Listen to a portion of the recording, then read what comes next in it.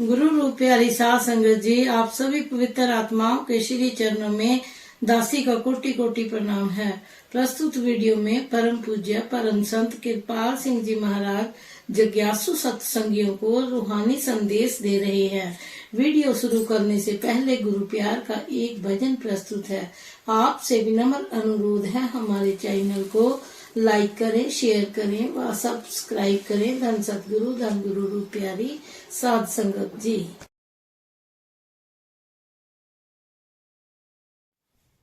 चरणों से लगा ले तू अपने, दुनिया का सहारा झूठा है।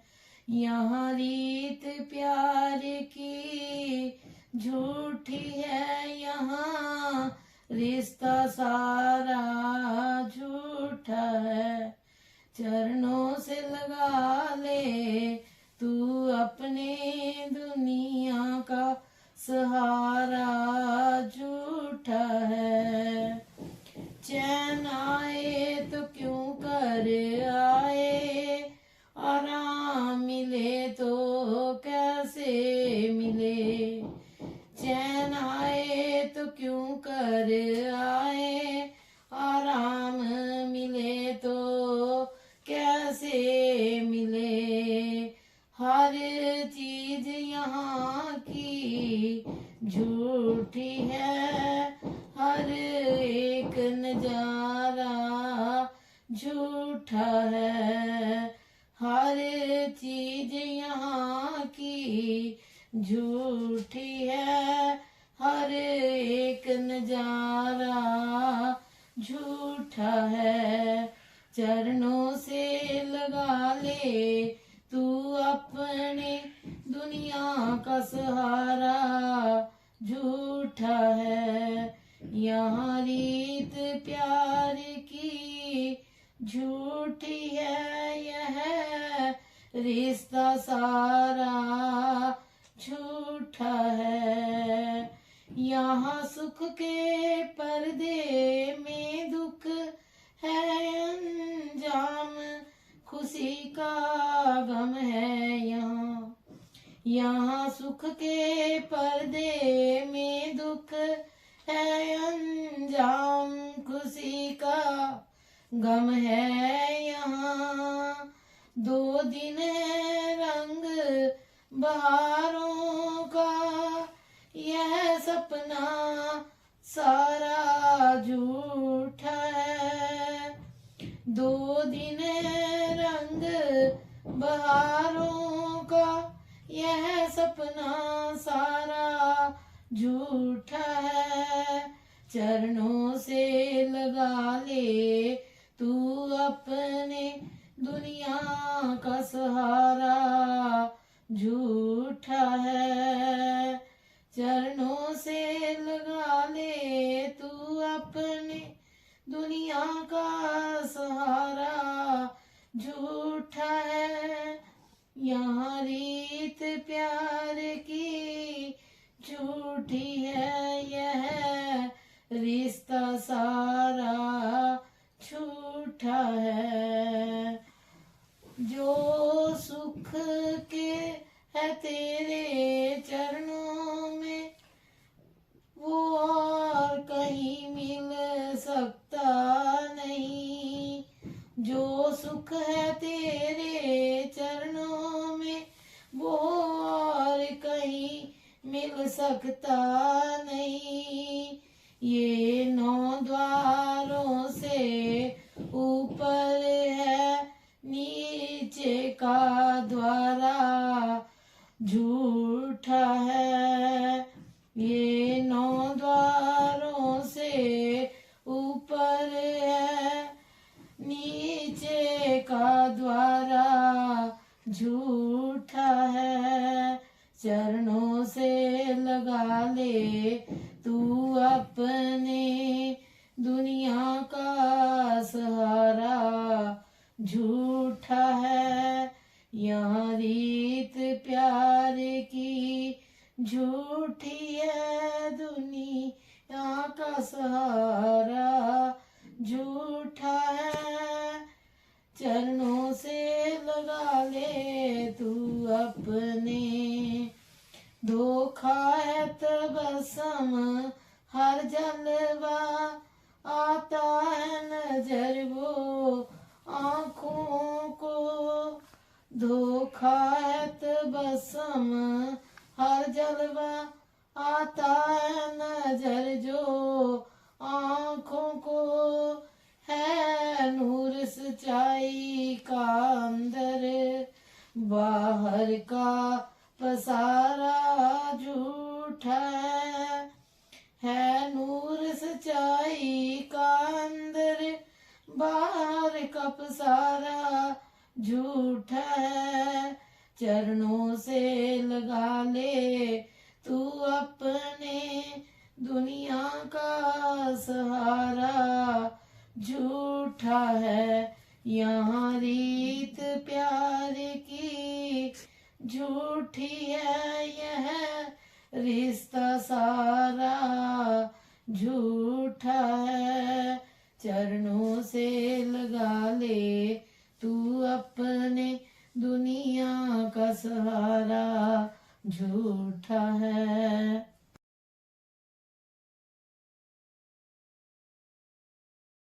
गुरु रूप प्यारी साध संगत जी, आप सभी पवित्र आत्माओं के श्री चरणों में दास का कोटि कोटि प्रणाम है।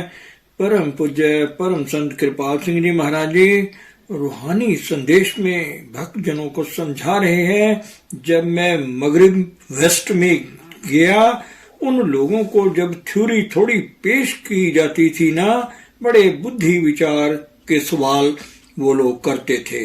आखिर जवाब मिलते थे, उनको कहते थे अच्छा भाई सुबह अभ्यास में जाओ। तो वो जब आते थे उनको तजुर्बा मिलता था, तसल्ली हो जाती थी। कहते हैं सुरत और शब्द दोनों भाई अनमोल वस्तु हैं। जब आप पिंड अंड ब्रह्मांड से पार स्थूल सूक्ष्म और कारण के शून्य देश में पहुंचोगे, उस वक्त हकीकत साफ साफ नजर आएगी। तजुर्बा जब मिल गया, उसको दिनों दिन बढ़ाना शागिर्द का काम है। उस्ताद को जाकर जब बतलाया जी मैं ये कर रहा हूँ, तो खुश होकर उस्ताद और पढ़ाता है। इस तरह से इंसान उस गति को पा जाता है जिस गति को उसका गुरु पहुंचा है। इस तरह तुम पूर्ण फल को पा जाते हो। कमाई आपको करनी होगी, चाहे इस जन्म में करो या अगले में करो, क्यों ना अभी कर लो। जो बीज बीजा गया है वो जाया नहीं जा सकता। इसके लिए फिर उसे ऐसी ही योनि मिलेगी जिसमें ये बीज फल सके। वो मनुष्य जन्म से नीचे नहीं, मगर करना पड़ेगा। हमारे हजूर फरमाया करते थे कि वो बिल्टी थोड़ी ही है जो भेज दी जाएगी, ले जाएगा तो साफ करके ले जाएगा। रामचंद्र जी को वशिष्ठ जी ने कहा कि ऐ राम, जब तक आत्म देव कृपा ना करें उसको कोई नहीं पा सकता। उन्होंने कहा कि अच्छा महाराज, अगर यही है तो जब आत्म देव कृपा ना करें, तुम इंद्रियों को दमन करके झोली फैलाकर बैठे रहो उसके दर पर।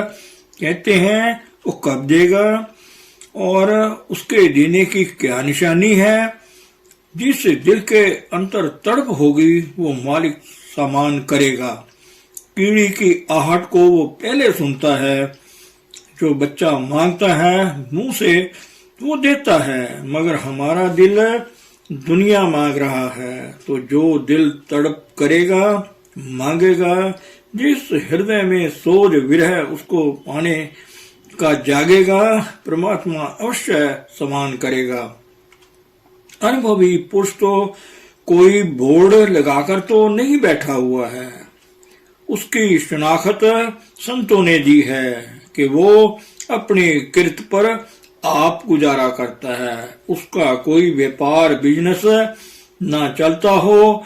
अपनी गर्ज के लिए कोई पब्लिक की चीज आती है, पब्लिक के लिए खर्च करता है। उसके मंडल में बैठने से थोड़ी शांति और टिकाव मिलता है। ये निशानियां हैं। अब कहते हैं उसको पाया कैसे जाए।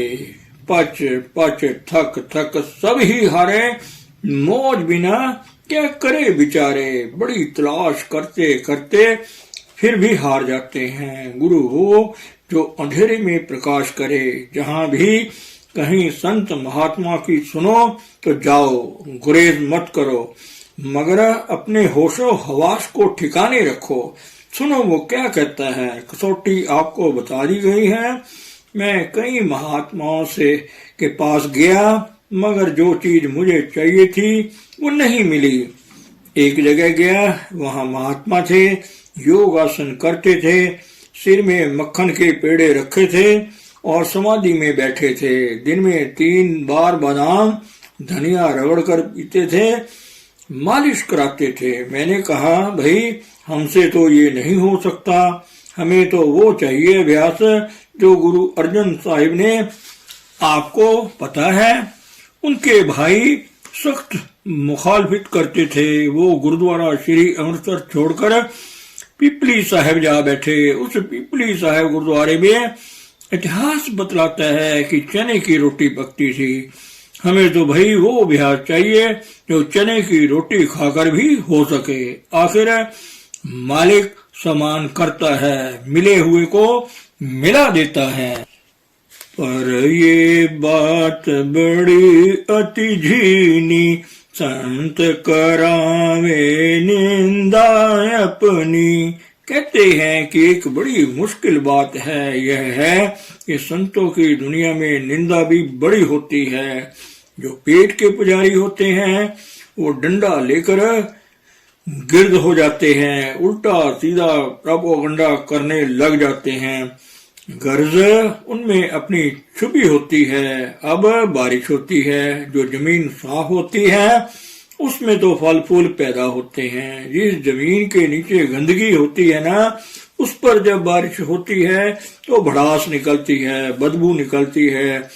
तो ये साथ साथ हमेशा समान रहता है। गुरु नानक साहिब थे, जिनकी आंख खुली वो कहते थे कि यह परमात्मा चलते फिरते हैं। जिनकी नहीं खुली वो उन्हें कुरैया कहा करते थे। कई बार ये महात्मा सचमुच जो होते हैं, जब देखते हैं ना कि बहुत लोग मक्खियां इकट्ठी हो गई हैं दुनियादारों की, तो जो मुतलाशी लोग हैं उनका आकाज ना हो तो वे थोड़ा बहुत ऐसा सामान भी पैदा कर लेते हैं जिससे दुनिया के लोग मक्खियां हट जाएं। कबीर साहिब थे, गंगा विश्वा जो बाद में महात्मा बन गई थी उसे साथ लिया। 2 बोतलें हाथ में पकड़ ली पानी की भरकर, नशेबाज बनकर बाजार में गुजरने लगे। बादशाह के गुरु थे। लोगों ने कहा कि भाई गुरियाई खुल गई, देखो क्या कर रहे हैं। अब बादशाह का दिल भी डावाडोल हो गया। वहां जा पहुंचे, उसके सामने दोनों बोतलें शराब की अपने पांव पर गिरा दी। बादशाह ने कहा भाई शराबी कभी शराब का एक कतश भी नहीं गिरने देता। पूछा महाराज क्या बात है। जो साथ वाले लोग बैठे थे कहने लगे तू अंधा है, नजर नहीं आता। तो कबीर साहिब ने फरमाया कि फलां जगह आग लगी है, वो बुझा रहे हैं। बादशाह ने आदमी भेजे, तस्दीक हो गई कि कबीर साहब उस वक्त वहां मौजूद थे। तो ऐसे ही और सामान कई बन जाते हैं। तो कहते हैं कि अपनी आंखों से काम लो भाई, सुनी सुनाई पर मत जाओ। उसमें शायद उनकी कुछ जाति गर्ज छुपी हो, नहीं तो तुम मारे जाओगे, बहक जाओगे। जो दूसरों की नजरों से देखेगा वो कहीं का नहीं रहेगा। पीछे पछताकर आते हैं, ओहो हमारा जीवन बर्बाद हो गया। कोई अच्छा कहे या बुरा कहे, जाओ हकीकत कुछ और होगी। गर्जमंद लोग उसका प्रोपेगेंडा और करेंगे, नतीजा हमारी गुमराही का समान बनेगा। निंदा चौकीदार बिठाई, आन जीव धसने नहीं पाई। तो फरमाते हैं कि निंदा एक किस्म का वो चौकीदार बैठा लेते हैं कि जो आम दुनिया की गुड़ की मक्खियां हैं वो ना आए। सिर्फ जो सचमुच तलाश में है वही आएंगे, वो ले जाएंगे। मुझे याद है एक दफा हुजूर के वक्त का वाकया है। एक मुसलमान भाई स्टेशन पर उतरा दर्शन करने हुजूर के। किसी ने कहा, कहाँ पर उतर रहे हो? यहाँ तो बड़ा ठग बैठा है, कहाँ आ गए हो? तो वो मुसलमान भाई ने उसी वक्त अपना सामान वापस रखा गाड़ी में और चला गया वापस। तो कई साल बाद फिर आया, मरता क्या न करता, तलाश थी, डेरे गया और सत्संग हुजूर का सुना तो उठकर कहने लगा कि इजाजत हो तो मैं कुछ कहना चाहता हूँ। कहने लगा कि मैं पहले 4 साल हुए आया था, ये वचन किसी के कान में पड़े, अरे भाई यहाँ तो ठग बैठे हैं। कहने लगा कि अगर मैं उन वचनों को ना सुनता तो 4 साल पहले इस दौलत को पा लेता। तो भाई किसी के सुने सुनाए पर मत जाओ, अपने कानों से सुनो, देखो क्या है, तुम भी 2 रोटी खाते हो आखिर। मुझे एक वाक्य और याद है, बाबा कान थे, पेशावर का वाक्य है, 1914 की बात है। तलाश तो थी, एक भाई मेरे पास आए, मैंने उससे कहा कि इसके पास कुछ है सही, मस्त है फकीर, मगर बाटा अखरोट है। मस्त फकीर जो होते हैं उनसे आम लोग फायदा नहीं उठा सकते, मगर गुरमुख जो हैं उनसे हजारों लोग फायदा उठा जाते हैं। मैंने कहा रात को उनके पास जा बैठो। वो जा बैठा और बाबा कान ने गालियां निकालनी शुरू कर दी। ये उठ गया, मेरे पास आया, बताया कि गालियां निकाली हैं। मैंने कहा कि गालियां निकालना इस बात का सबूत है कि इसके पास कुछ है, फिर जाओ। गया, बैठ गया जाकर। उस दिन बढ़ चढ़कर घूंसे मुक्के मारे। मैंने पूछा क्या बना आज? बताया कि आज गालियां भी और मुक्के भी मारे। मैंने कहा फिक्र ना करो, है कुछ बात। फिर गया रात को तो बाबा कान ने क्या किया, लकड़ी जल रही थी, नंग तड़ंग पड़े रहते थे। पखाना पड़ा है तो पड़ा है, दे देहास नहीं था। इनको लकड़ी जलती मारी, जख्मी कर दिया, फिर भी वो बैठा रहा। रात के 12 बज गए। बाबा कान ने फिर पूछा चाहते क्या हो भाई? कहने लगा बाबा कुछ दे दो। फरमाया देख कैसे आवाज आ रही है, प्रणव की ध्वनि की। तो भाई मस्त फकीरों के पास भी ये दौलत होती है, मगर आम लोग इससे फायदा नहीं उठा सकते, सिर्फ गुरमुख देता है। हजारों लोग फायदा उठा जाते हैं। जब संत आते हैं, एक संत आया, वो बीज डाल गया, वो चला गया, दूसरा आ गया। माली पौधों को पानी देने के लिए उसने फूटना है तो बीज जाया नहीं जा सकता, कोई ताकत उसको टाल नहीं सकती।